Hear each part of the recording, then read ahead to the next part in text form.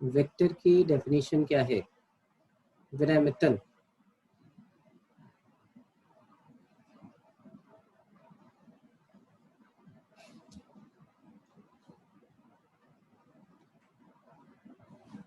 सुन पा रहे हो विनय? और भी तो है साइंस वाले बहुत सारे मेरे पास। सर जितना आरजू, पता था उतना बता। अच्छा उतना ही पता है। आरजू, उसने सही बताया वेक्टर की डेफिनेशन? हाँ सर, पर्टिकुलर मैग्नीट्यूड और डायरेक्शन हो गई। अच्छा, यही पढ़ा है तुम लोगों ने? और ट्रायंगल लॉ फॉलो ना करे तो भी वेक्टर होगा? क्या सर? ट्रायंगल लॉ भी तो फॉलो करना चाहिए। थोड़ा आवाज नहीं आ रही क्लियर। बोल रहा हूँ मैग्नीट्यूड डायरेक्शन के साथ ट्रायंगल लॉ भी तो फॉलो करना चाहिए उसको। Yes sir. हाँ, तो ये क्यों आप लोग भूल जाते हो जब बताते हो तो? देखिए बहुत आराम से, कुछ नहीं है। वेक्टर अलजेब्रा की जो है वो क्या है आपकी, ये जो कोऑर्डिनेट एक्सिस है, अगर ये 2D होती और इस पे कोई लाइन होती या कोई पॉइंट होता तो उसके कोऑर्डिनेट आप कैसे लिखते थे? उसके कोऑर्डिनेट आप ऐसे लिखते थे कि ये पॉइंट P है, ये x और y। ये कहता है कि आप यहाँ तक कैसे पहुंचोगे, तो आप बोलो कि x के डायरेक्शन में इधर जाओगे यहाँ तक, x तक,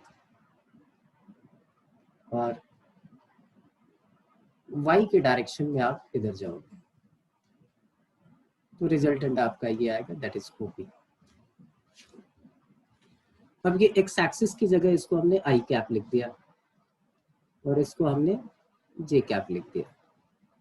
तो इस चीज की मीनिंग क्या है कि इतना डिस्टेंस आपने कवर किया है, x डिस्टेंस किसके डायरेक्शन में, i के डायरेक्शन में, तो आप OP को क्या लिखोगे, O से P तक जाना है और ये डायरेक्टेड लाइन है। OP ऐसे लिखने का मतलब क्या है, O is the initial point and P is the terminal point, आप P तक पहुंच रहे हो।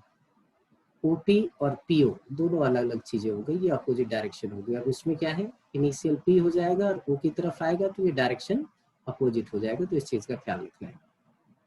तो OP को आप क्या लिखोगे, x यूनिट चल रहे हैं आप i के डायरेक्शन में तो i कैप, और y यूनिट चल रहे हैं आप j के डायरेक्शन में तो y इंटू j कैप। ये हमारा OP वेक्टर हो गया। कोई प्रॉब्लम? ये चीज समझ में आ गई?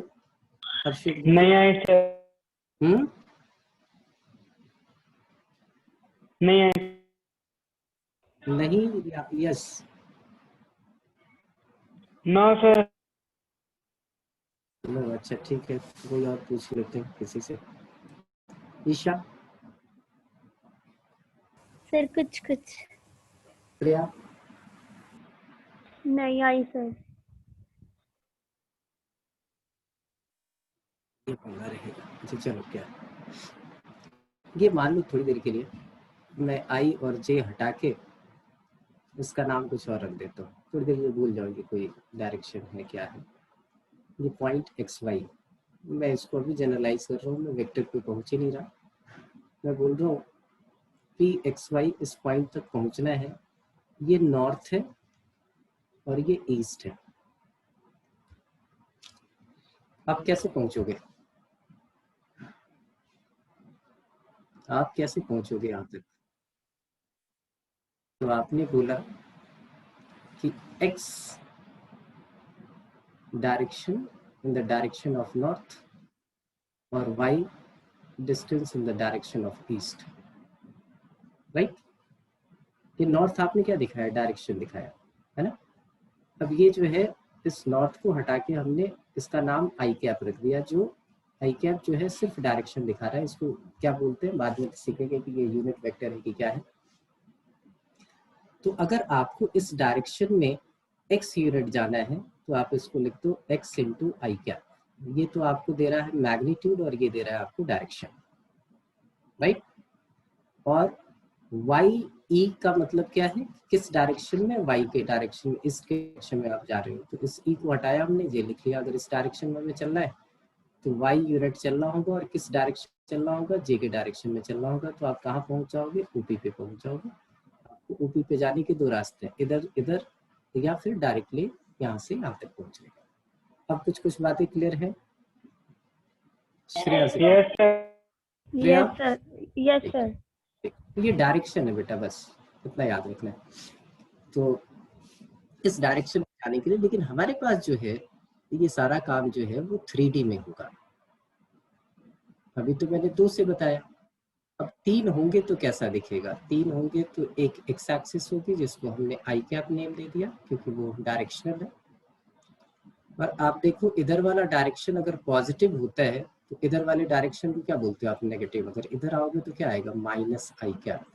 इधर अगर जे था तो उल्टे डायरेक्शन में आओगे तो क्या आएगा, माइनस जे कैप। और इनिशियल पॉइंट हमारा क्या है, 0 है। तो ये हमारे पास आई कैप है। एक इसी पे परपेंडिकुलर लाइन और होगी, वो हमारी जे कैप हो गई।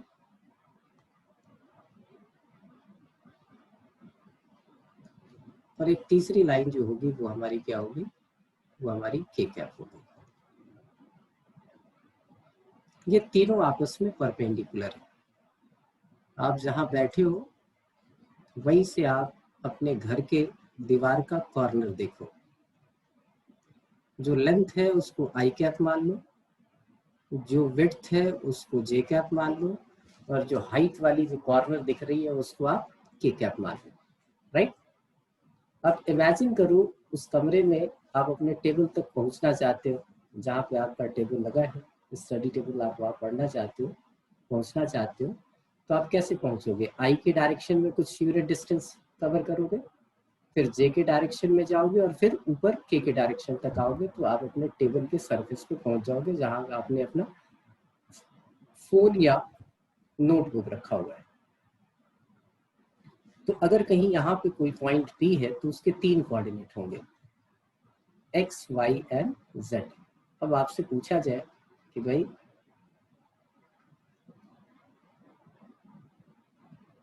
ये ओपी क्या होगा, तो ओपी इस बार आप लिखोगे क्या, that is X I cap plus Y J cap plus Z K cap. Sir cap का मतलब, कैप का मतलब यूनिट वेक्टर होता है, डायरेक्शन होती है। अभी बस यही समझिए, अभी थोड़ी देर में आप सब समझ जाएंगे। आई कैप का मतलब सिर्फ डायरेक्शन। अभी मान के चलो कि ये डायरेक्शन है, एक्स यूनिट डायरेक्शन आप उसमें जा रहे हो, वाई यूनिट इधर जा रहे हो, जेड यूनिट इधर जा रहे हो। और इसको बोलते हैं क्या, जो ओपी लिखा हुआ है ना, ओपी क्या दिखा रहे हो कि पी की पोजीशन कहाँ पे है, इसलिए इसको हम बोलते हैं पोजीशन वेक्टर ऑफ पी।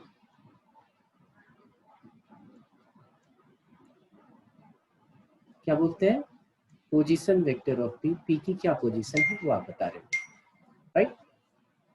तो मैं एक छोटा सा क्वेश्चन आपसे पूछूं कि पॉइंट पी है जिसके कोऑर्डिनेट है 2 3 4, तो उसका पोजीशन वेक्टर क्या होगा, बताओ Kritika. 2i cap plus 3j। तुम्हें तो पता ही है, तुम ये बच्चे वाले क्वेश्चन क्यों कर रहे हो, बिना इनको समझ ले दो। अगर तुम्हें प्रॉब्लम है तो पूछो, नहीं प्रॉब्लम है तुम्हें तो पता है, तुम्हें तो ये लग रहा है बच्चे वाले सवाल क्या करा रहे हैं ये आई के बच्चे का, है ना, तो 11th में कर लिया। बताओ Kritika. Sir 2i cap 3j cap और sir plus 4k cap. Plus 4k cap. अच्छा, एक पॉइंट क्यू है, उसके कोऑर्डिनेट है -1 3 एंड 5, तो उसका पोजीशन वेक्टर क्या लिखोगे, ओ से उसका पोजीशन कहाँ है, इसलिए ओ को बोलते हैं इनिशियल पॉइंट, और किस डायरेक्शन में आप जा रहे हो, क्यू की डायरेक्शन में जा रहे हैं, इसलिए ओपी लिखते हैं, ऊपर एक तीर का निशान लगा देते हैं जो डायरेक्शन शो कर रहा है आपका। अब खुशी बताएगी मुझे कि क्या होगा, ओ क्यू को क्या लिखेंगे खुशी। -i cap plus 3j cap ठीक है, plus 5k cap. Plus 5k cap, ठीक है ना। तो पोजीशन वेक्टर की मीनिंग समझ में आ गई कि पोजीशन वेक्टर हमारा क्या होता है। अच्छा, वेक्टर के अंदर 2 चीजें होती है, जैसे उसने डेफिनेशन में बताया बेटा कि वेक्टर के अंदर 2 चीजें होंगी, डायरेक्शन, तो वो डायरेक्शन अब आपको दिखने लगा कि किस किस डायरेक्शन में हम गए हैं, आई कैप के डायरेक्शन में, फिर 3j कैप के डायरेक्शन में और 5k कैप के डायरेक्शन में। और ये जो फाइनल डेस्टिनेशन है जो यहाँ पहुँचते हैं इसको हम बोलते हैं क्या, द फाइनल। तो ये कैसे जा रहे हैं, सपोज करो इसका ए नाम लिख लिया। अगर आपको यहाँ तक पहुँचना हो तो आप क्या लिखोगे कि ओ ए के डायरेक्शन में गए थे प्लस ए पी के डायरेक्शन में गए थे, तो ओ से ए गए और ए से पी गए, तो फाइनली आप कहाँ पहुँच गए, ओपी पे पहुँच गए।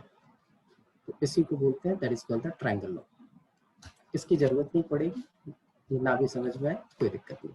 बस आपको बस इतना याद रखना है कि आगे कभी ऐसे दिया हो कि vector A B plus vector B C क्या होगा, तो आप देखो ए से बी तक पहुंचा है, बी से सी तक पहुंचा, तो आप उसको ए सी लिख सकते हो। ये वेक्टर है, ये सिर्फ डायरेक्शन बता रहे हैं। यहाँ कोई पाइथागोरस थ्योरम या पैरेललोग्राम लॉ जो है वो ट्रायंगल लॉ जो है वो अप्लाई नहीं कर रहे हैं, ये सिर्फ डायरेक्शन बता रहे हैं कि अगर कोई बंदा ए से बी पे गया, बी से सी पे गया, तो ए सी हो गया। वो चाहे वो ऐसे गया हो, चाहे ऐसे गया हो, चाहे ऐसे गया हो। ये ए से आप बी तक पहुंचे और बी से हम सी तक पहुंचे, तो फाइनली हम कहाँ पहुंच गए, ए से लेकर सी तक। तो इसको ऐसे लिख सकते हैं, A B plus B C किसके इक्वल होगा, that is equal to A C के इक्वल होगा। ठीक है, यहाँ तक सारी चीजें क्लियर।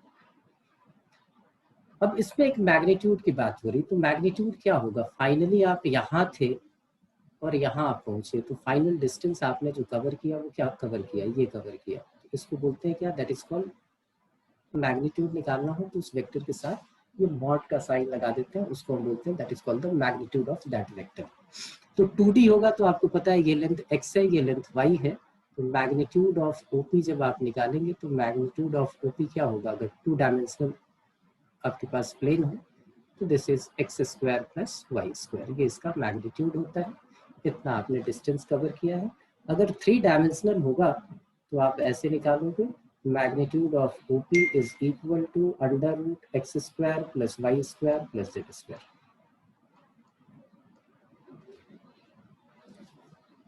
ठीक है, मैं पूछता हूं कि भाई बताओ, ये OP लिखा हुआ है, इस OP का मैग्नीट्यूड कितना होगा,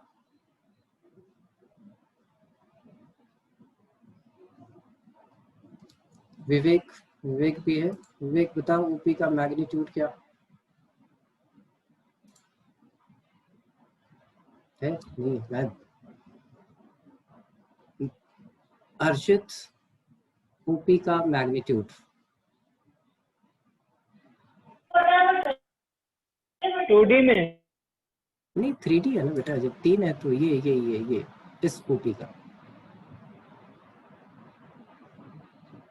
ये जो OP लिखा 2 हुआ है square plus 3 square plus 4 square. बिल्कुल सही, ये लिख दिया आपने 2 square plus 3 square plus 4 square. और मैं OQ का किसी से पूछूं तो वो मुझे फटाफट बता देगा कि सर इसका मैग्नीट्यूड होगा दैट इज -1 का square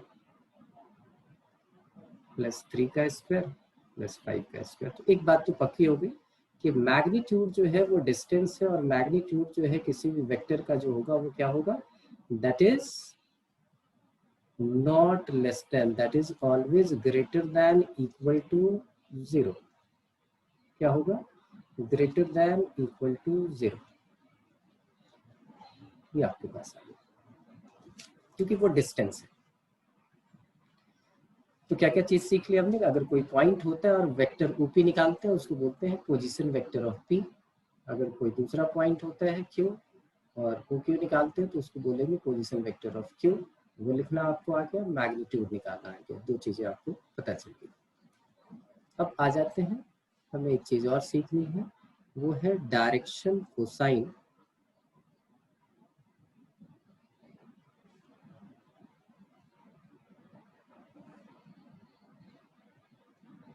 and direction ratios।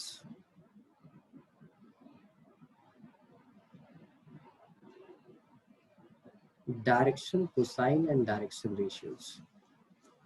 Cosine मतलब कॉस का पूरा नाम, डायरेक्शन कोसाइन की मीनिंग क्या है कि भाई एक 3 डायमेंशनल प्लेन पे हमें वर्क करना है, तो हम 3D पे की बात करेंगे, 2D तो होगा नहीं। और एक दूसरी एक्सिस में ले लेता हूँ ये, और एक तीसरी एक्सिस में ले ली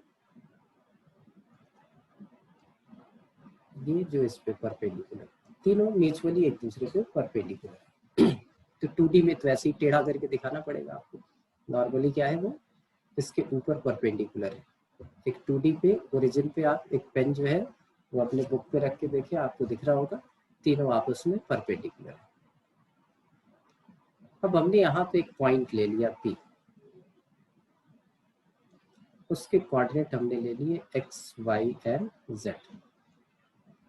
जब उसको हम ज्वाइन करेंगे, उसको हमने ज्वाइन किया ओरिजिन से, तो आप इमेजिन करो अपने घर की दीवार देखो और एक बड़ा सा समझो स्टिक जो है घर के दीवार के बिल्कुल नीचे वाले कॉर्नर पे आपने लगा दिया, तो वो x एक्सिस, y एक्सिस और z एक्सिस तीनों से एक एंगल बना रहा है।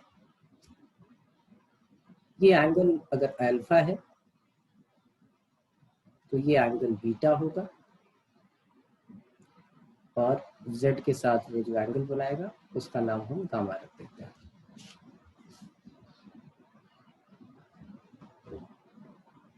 तो डायरेक्शन कोसाइन क्या होता है, कॉस थीटा। डायरेक्शन कोसाइन क्या है, तो यहां से जब इमेजिन करो 3D आपके सामने है, आपने इमेजिन किया, यहाँ से आपने अगर परपेंडिकुलर ड्रॉ किया एक्स एक्सिस को उस पॉइंट से, तो ये डिस्टेंस आपके पास x होगा, और ये क्या है आपका OP। यहाँ से यहाँ तक का डिस्टेंस जो है वो OP है, और इसको हम लिख लेते हैं that is equal to R। क्या लिख लेते हैं, R। और R का मतलब क्या होता है, that is called the resultant. उसको क्या बोलेंगे, रिजल्टेंट। तो डायरेक्शन कोसाइन क्या होता है, तो डायरेक्शन कोसाइन देखिए कॉस अल्फा क्या आएगा, that is x upon R। Similarly यहाँ से अगर परपेंडिकुलर ड्रॉ कर दोगे आप y एक्सिस पे, वहां से निकालो तो cos बीटा की वैल्यू क्या आएगी, that is equal to y by r। और फिर आप z पे आप परपेंडिकुलर ड्रॉ करोगे तो क्या आएगा, cos gamma that is equal to z by r। They are called direction cosines. तो डायरेक्शन कोसाइंस आपने निकाल लिया। तो बोलो ये क्या है डायरेक्शन कोसाइन, क्या आप निकालने को कह रहे हो। जैसे आपके पास एक वेक्टर के बना और बोले कि डायरेक्शन कोसाइन निकाल, OP हमारे पास दिया हुआ है 2i cap plus 3j cap plus 4k cap, या k कैप ही रहेगा। तो आप बोलोगे इसका कॉस अल्फा जो होगा वो क्या होगा, cos alpha is equal to 2 upon r। r बोले तो रिजल्टेंट, रिजल्टेंट क्या होता है, मैग्नीट्यूड ऑफ वेक्टर OP, इसी को आप बोलते थे। तो r की वैल्यू हमारे पास क्या आएगी, that is 2 square plus 3 square plus 1 square 9 plus 1 10 plus 14 under root 14।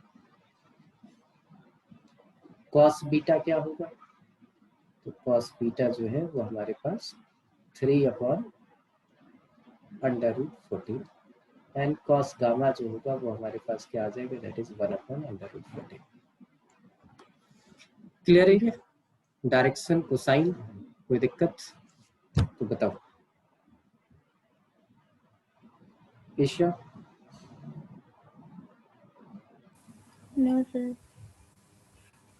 Shreya, sir ये कोसाइन क्यों हो लेते गया हैं, सर। मीनिंग क्या है सर। मीनिंग है cos theta of that angle, जो एंगल वो एक्स एक्सिस के साथ बना रहे उसका कॉस रिलेशन। और डायरेक्शन कोसाइन बेसिकली आपको डायरेक्शन देता है, भाई डायरेक्शन देगा ना कि एक्स एक्सिस, वाई एक्सिस और जेड एक्सिस पे कितने डिग्री का एंगल बना के आप उस डायरेक्शन में प्रोजेक्ट करोगे इतने डिस्टेंस पे, तो आप पी पे पहुंच जाओगे। तो ये आपको क्या दे रहा है, डायरेक्शन दे रहा है। ठीक है जी। अब यहाँ की बात करें, अगर एक्स वाई जेड होता हमारे पास, तो OP अभी आपने निकालना सीखा है, मैग्नीट्यूड ऑफ OP, जिसको मैं बार बार रिजल्टेंट बोल रहा हूँ, R बोल रहा हूँ, इसको हम कैसे लिखते हैं, that is under root X square plus Y square plus Z square. ठीक है, X square plus Y square plus Z square. तो देखो डायरेक्शन कोसाइन का एक दूसरा नाम है एल। एल कहीं लिखा हो तो उसका मतलब हो गया कॉस अल्फा। कॉस बीटा का नाम दूसरा नाम एम। एम जो है वो हमारे पास कॉस बीटा, और एन जो है वो हमारे पास आ गया कॉस गामा। और हमें एक रिलेशन निकालना है कि L square plus M square plus N square की वैल्यू क्या होगी। तो यहाँ देखिए कॉस अल्फा किसके इक्वल है, एक्स बाई आर के, तो यहाँ आ जाएगा X square upon R square. ये किसके इक्वल आ जाएगा, Y square upon R square. ये किसके इक्वल आ जाएगा, Z square upon R square. आपने एलसीएम ले लिया तो ये देखिए X square plus Y square plus Z square divided by R square. अब ये देखिए ये दोनों इक्वल हैं, तो R square upon R square कितना हो गया, दैट इज इक्वल टू 1। क्योंकि आप देखो आर स्क्वायर क्या होगा, ये होगा, ये इक्वल टू कितना आ गया 1। तो ये एक रिलेशन याद रखना है आपको। आप इस टर्म में याद रखोगे L square plus M square plus N square. इस पे ऑब्जेक्टिव क्वेश्चन पूछ सकते हैं, एल एम दे दे और एन की वैल्यू पूछ ले आपसे।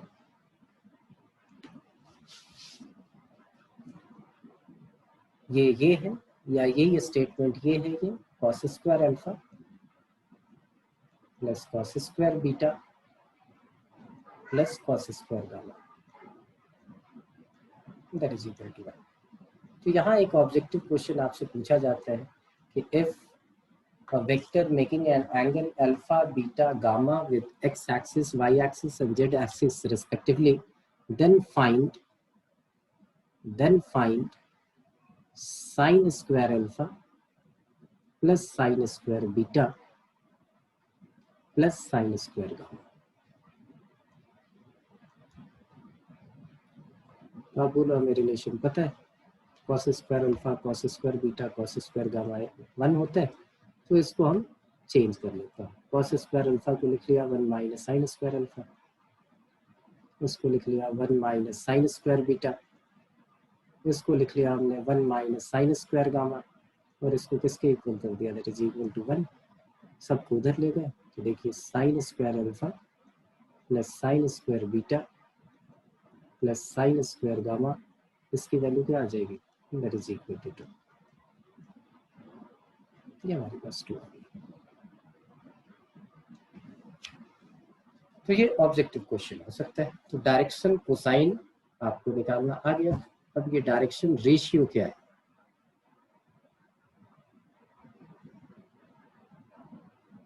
तो ये एक्स वाई जेड जो होता है, X Y and Z are called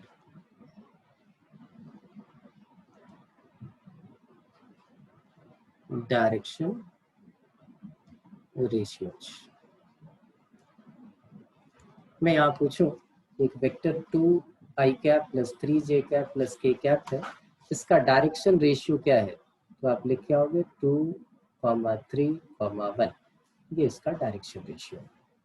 ये दोनों बातें क्लियर, कहीं कोई प्रॉब्लम है तो पूछ लो, बताओ। बाकी लोग भी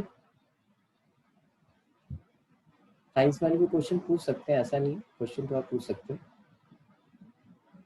चीजें आपको क्लियर है वो तो आप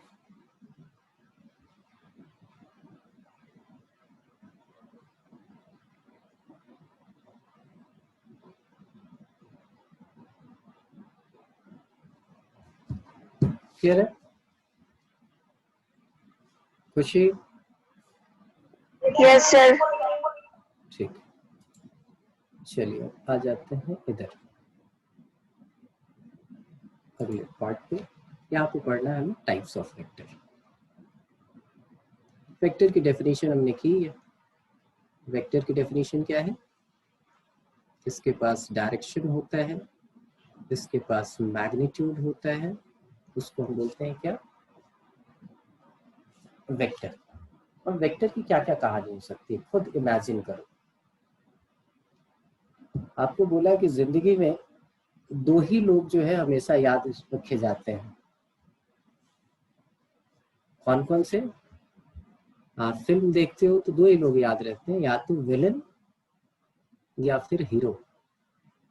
जितनी लड़ाइयाँ हुई उसमें आपने याद रखा या तो जो जीता भगवान को याद रखा है या फिर राक्षस को याद रखा, बाकी सारी कैरेक्टर जो है वो किसी काम के नहीं होते हैं। तो हमारे दिमाग में एक बात आती है कि एक ऐसा वेक्टर, क्योंकि वो लेस देन जीरो तो नेगेटिव तो हो ही नहीं सकता, एक ऐसा वेक्टर जिसका मैग्नीट्यूड जीरो हो, जिसका मैग्नीट्यूड जीरो हो। इसका मतलब क्या है कि उसके पास वो बिल्कुल वैसे ही बच्चा है जो तरह तरह के सपने बनाता है कि भाई मुझे ये बनना है, ये बनना है, और बिल्कुल पढ़ाई लिखाई जीरो होती है उसकी। वो जहाँ है वहीं बैठा हुआ है, कोई डायरेक्शन, वो डायरेक्शनली जो है वो सोच रहा है मुझे बहुत कुछ करना है, लेकिन एफर्ट मैग्नीट्यूड जो है उसका जीरो हो गया, तो उसको हम क्या बोलेंगे? That is called the zero vector. क्या बोलेंगे? Zero vector. जीरो वेक्टर कौन सा होगा? एक ऐसा vector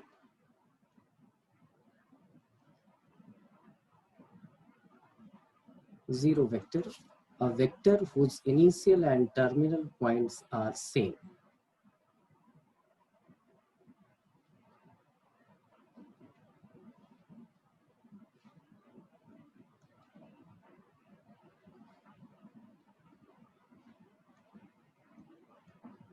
Initial and terminal point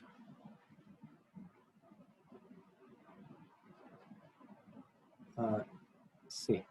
वो चेंज ही ना हो, एक ही जगह पे रहे। तो इसका मतलब वेक्टर क्या होगा? अगर ऐसे बनाए तो उस वेक्टर को आप बोलोगे सर यही होगा, जीरो पे ही है या वन पे है, तो वहां से वो किसी डायरेक्शन में जा ही नहीं रहा है, तो एक पॉइंट की तरह में दिखेगा।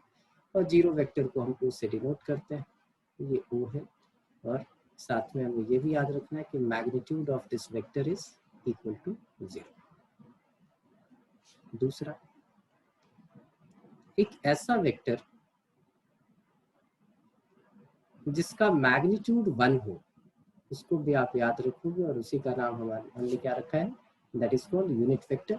और बार बार इस पे स्ट्रेस दे रहा हूं कि यूनिट वेक्टर आपको सिर्फ डायरेक्शन देता है।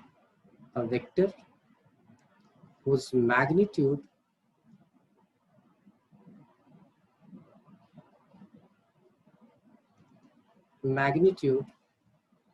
is equal to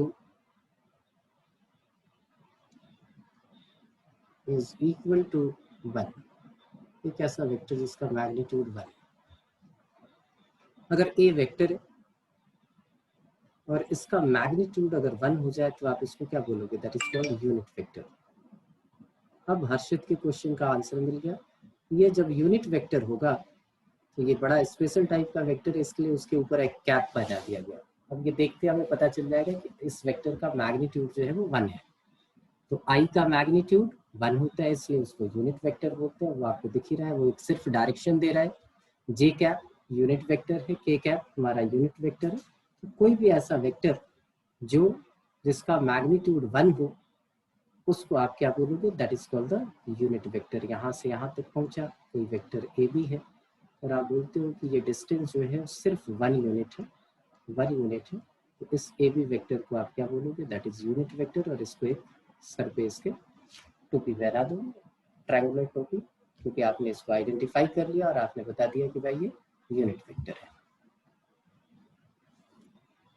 चलो, तीसरी टाइप है आपके पास। अब दो वेक्टर्स को हम क्या कर रहे हैं? दो वेक्टर को हम कंपेयर कर रहे हैं। तो को इनिशियल वेक्टर्स, जैसा नाम है वैसे ही कहानी है। ऐसे वेक्टर जिनका इनिशियल पॉइंट सेम हो, उनको क्या बोलेंगे? उनको बोलेंगे हम, दे आर कॉल्ड को इनिशियल वेक्टर्स। जैसे यहाँ देखिए, ये पॉइंट है, यहाँ से एक वेक्टर इस डायरेक्शन में जा रहा है ए, इसी पॉइंट से एक दूसरा वेक्टर जा रहा है बी, इसी पॉइंट से एक तीसरा वेक्टर जा रहा है सी। तो मिनिमम तो हमें 2 चाहिए, मैक्सिमम मोर देन 2, कितने भी हो कोई फर्क नहीं पड़ता है। तो हम क्या डेफिनेशन लिखेंगे? 2 और मोर vectors having same initial point, having same initial point are called co-initial vectors.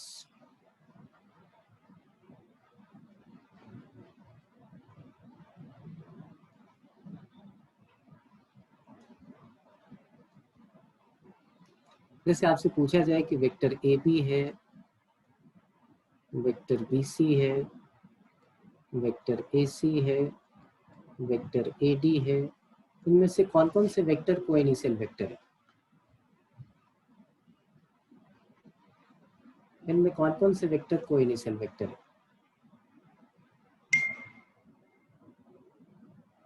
Shreya, ये 4 वेक्टर आपके पास गिवन है, इनमें कौन सा वेक्टर जो है वो को इनिशियल वेक्टर है?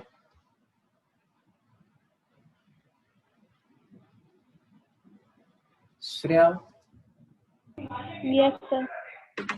कौन कौन सा वेक्टर को इनिशियल है?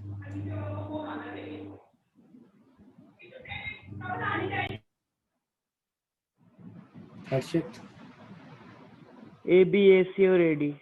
तुम्हें कैसे पता चल गया?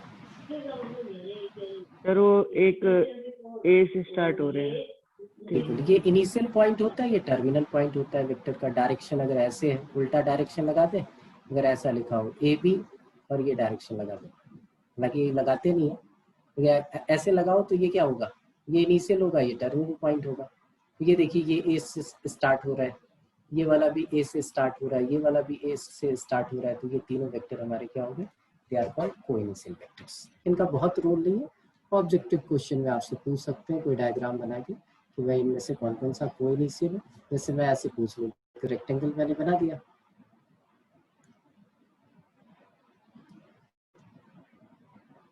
ऐसे बना दिया, ये ऐसे बना दिया और ये ऐसे बना दिया। इससे पूछा कौन कौन सा वेक्टर कोइनिशियल वेक्टर है, आप बता दीजिए मुझे। A B C D. Shreya, तुम ही बताओ, इसमें कौन कौन सा वेक्टर आपको कोइनिशियल दिख रहा है? A B, A D, A B और ए डी।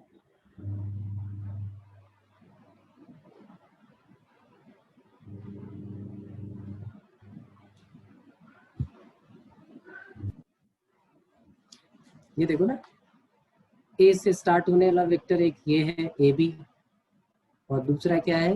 ए सी। बाकी ये जो है वो क्या है? ये डी से स्टार्ट हो रहा है, ये कहाँ से? बी से स्टार्ट हो रहा है, तो ये कोई इनिशियल तो हो ही नहीं सकता। को टर्मिनल वेक्टर बोल सकते हैं इसको, कि टर्मिनेट एक ही पॉइंट पे कर रहा है, तो इनको क्या बोलते हैं? सर ए सी कैसे हो गया? सर ए डी क्यों नहीं हुआ? ए सी बोल रहा हूँ, A D sorry, A B and A D.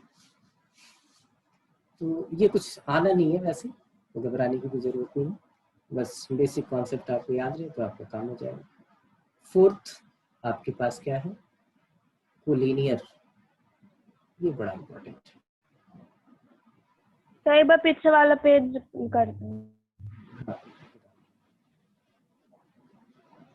Collinear vectors.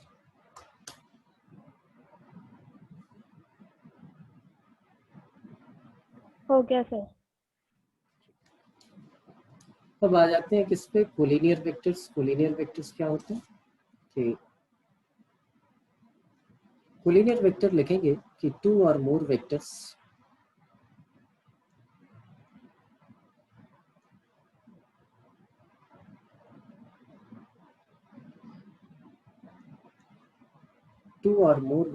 are said to be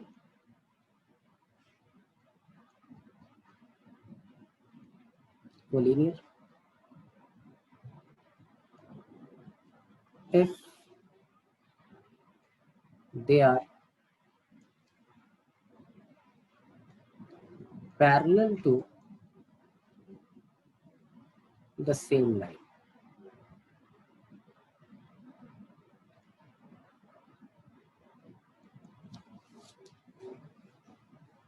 इसकी बहुत ज़रूरत होती है, इसमें बहुत पंगे होते हैं। मैं किसी T2 वाले बच्चे को पकड़ता हूँ और उससे पूछता हूँ कि कोलिनियर वेक्टर कैसे निकालते हैं। कौन बताएगा? आरचू?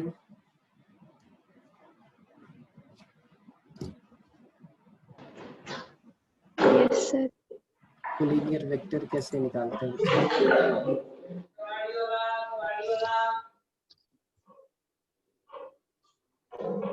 है कुछ बेसिक आइडिया? क्योंकि यहाँ तो जरूरत पड़ेगी, यहाँ पे दोनों लोग अब बराबर हो।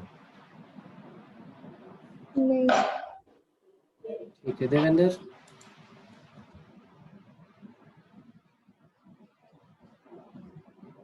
देवेंद्र, हर्षिता, कोई बताओ यार। विनय, कोलिनियर कैसे प्रूव करते हैं भाई 3 वेक्टर्स को? बता विनय मित्तल।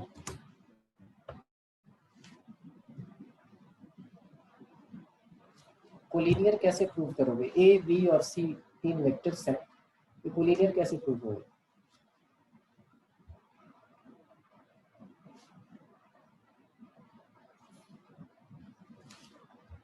नहीं, देखिए जरा डेफिनेशन देख लीजिए ध्यान से। ये थोड़ा सा ऐसा होता है, ये एक कोई भी वेक्टर है, कोई लाइन है, सपोज करो ये इस डायरेक्शन में जा रही है।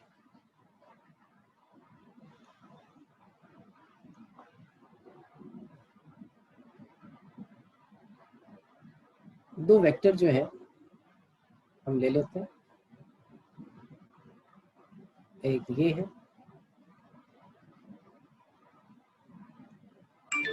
एक वेक्टर ये ले लेते हैं। इस वेक्टर का नाम रख लेते हैं वेक्टर ए,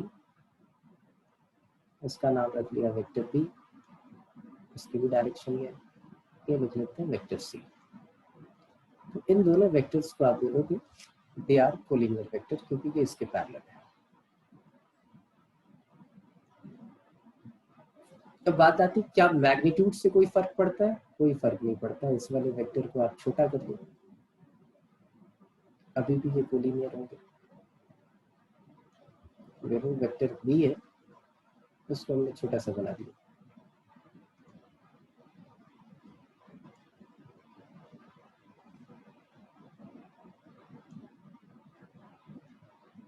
ये मिटा दिया हमने।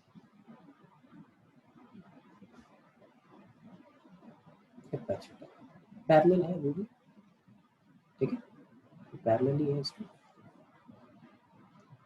और इसी डायरेक्शन में जा रहा है। अभी भी बी और सी कोलिनियर होगा। ऐसी भी कहानी हो सकती है कि डायरेक्शन आप चेंज कर दो, आप बोलो ये इस डायरेक्शन में जा रहा है, ये इस डायरेक्शन में जा रहा है, लेकिन इस लाइन के दोनों क्या है?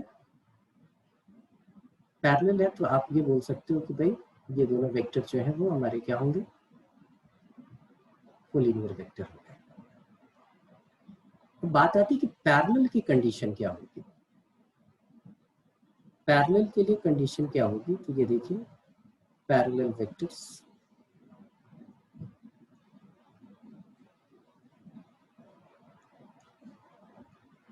F A and B are parallel vectors, then vector A is equal to lambda times of vector B। आपको बात समझ में आ रही होगी कि दो वेक्टर अगर इक्वल हो गए और उनके डायरेक्शन रेशियो जो है वो प्रोपोर्शनल हो गए, तो उनके एंगल सेम हो जाएंगे, और एंगल सेम हो जाएंगे तो वो दोनों पैरेलल हो जाएंगे। इसलिए vector A is equal to lambda times of vector B लिखते हैं। तो यहाँ पे देखिए क्या है, अगर ये तीनों है तो आप ऐसे बोल सकते हो कि वेक्टर बी को आप लिख लोगे लैम्डा टाइम्स ऑफ वेक्टर ए, और वेक्टर सी को आप लिख लोगे के टाइम्स ऑफ वेक्टर ए। तो इसका मतलब क्या है कि ये दोनों जो है ये ऐसे आ जाएंगे आपके पास। इसको हम ऐड करके कंबाइन करके भी एक्सप्रेस कर सकते हैं। तो ये कहानी अगर होती है कि सेम लाइन के पैरेलल है तो वेक्टर्स को हम क्या बोलेंगे? They are called collinear vectors. तो इसका मतलब एक फ्रेम ऑफ रेफरेंस दिया होगा जहां से हमें ये निकालना होगा। जैसे देखिए आपके पास दे दो, ये चीज आएगी बार बार कि 2i cap plus 3j cap plus 4k cap एक वेक्टर है। दूसरा वेक्टर है b 4i cap plus 6j cap plus 8k cap. आपसे पूछा जाए क्या ये दोनों पैरेलल है? हाँ बोलो बिल्कुल है। वेक्टर ए को हम लिख सकते हैं 2 times of vector A is equal to vector B. A और बी पैरेलल। सर ये तो स्ट्रेट लाइन जैसा ही हो गया, A1/A2। एक लाइन नहीं है बेटा, 3 एक्सिस है। किसी चीज को किसी चीज से कंपेयर मत करो। कंपेयर करोगे तो पता है क्या होगा, मिसकॉन्सेप्शन के चांसेस बढ़ जाएंगे। आप इसको ऐसे ही पकड़ो, ठीक है ना, कि अगर कोई वेक्टर किसी कांस्टेंट से मल्टीप्लाई करने पे किसी दूसरे वेक्टर के इक्वल हो जाता है तो उसको हम क्या बोलेंगे? They are called parallel vectors. ठीक है जी। अब आ जाते हैं नेक्स्ट 6th वन। ये हमारे पास है equal vectors.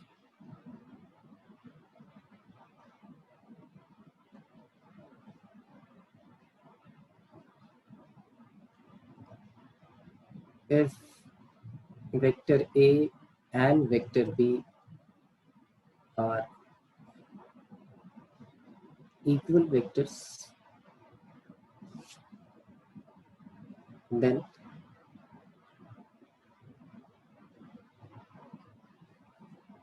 they have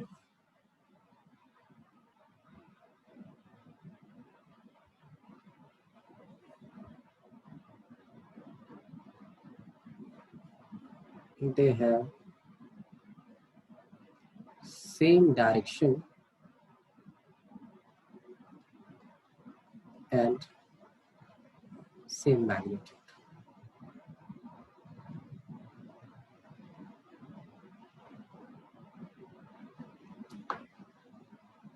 same direction and same magnitude. जैसे आपको बोल दिया जाए कि वेक्टर ए है xi cap plus yj cap plus k cap k zk cap.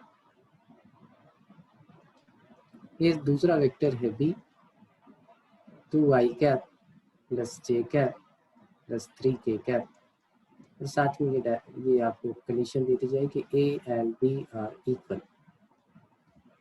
तो यहाँ से दो चीजें आप कंक्लूड कर सकते हो। एक तो है कि x की वैल्यू 2 हो गई, y की वैल्यू 1 हो गई, z की वैल्यू 3 हो गई। तो डायरेक्शन रेशियो सेम होगा, उनका मैग्नीट्यूड सेम होगा, वो सेम डायरेक्शन में जा रही होंगी। और X square plus Y square plus Z square, इसका अंडर रूट, इसका मैग्नीट्यूड, ये इक्वल होगा किसके? 2 square plus 1 square plus 3 square के इक्वल होगा। तो सेम डायरेक्शन है, सेम रेशियो।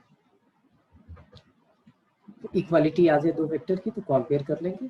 इसको आप बोल सकते हो कि बिल्कुल जो है हम वैसे ही इसके साथ डील कर रहे हैं जैसे हम लीनियर इक्वेशन के साथ डील करते थे कि x plus Y is equal to, अगर गिवन होगा ऐसा ax प्लस बी वाई, तो a की वैल्यू 1 हो जाएगी, b की वैल्यू 1 हो जाएगी। अब क्या है कि भाई किसी वेक्टर का डायरेक्शन आपको चेंज करना है। सर वापस बताना इक्वल वेक्टर। इक्वल वेक्टर, अगर दो वेक्टर इक्वल होंगे तो i का कंपोनेंट i के कंपोनेंट के इक्वल, y का j का कंपोनेंट j के कंपोनेंट के इक्वल, k का कंपोनेंट k के कंपोनेंट के इक्वल। और इसका मॉड मतलब इसका रिजल्टेंट, वो रिजल्टेंट भी हमारा इक्वल होगा। तो एक्स वाई जेड इक्वल होंगे तो ये तो अपने आप इक्वल हो ही गया। ठीक है, डायरेक्शन भी सेम होगी और वो भी सेम होगा। अब देखिए वेक्टर है, एक डायरेक्टेड लाइन है, तो या तो उसका डायरेक्शन ये हो सकता है या उसका डायरेक्शन ये हो सकता है।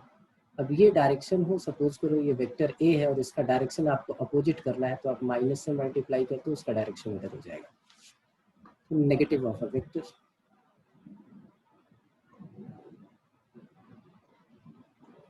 Negative of a vector.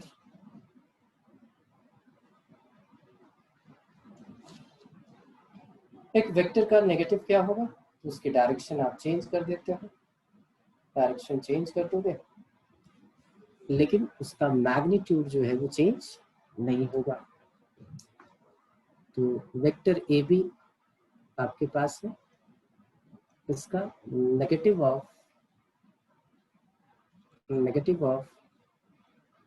Vector A B क्या होगा, आप बोलो कि इसको आप माइनस से मल्टीप्लाई कर दो, इसका डायरेक्शन चेंज हो गया। ये माइनस साइन ही बता रहा है कि ये किस तरफ आ गया, बी से ए की तरफ आ गया। आप इसको ऐसे लिख सकते हो।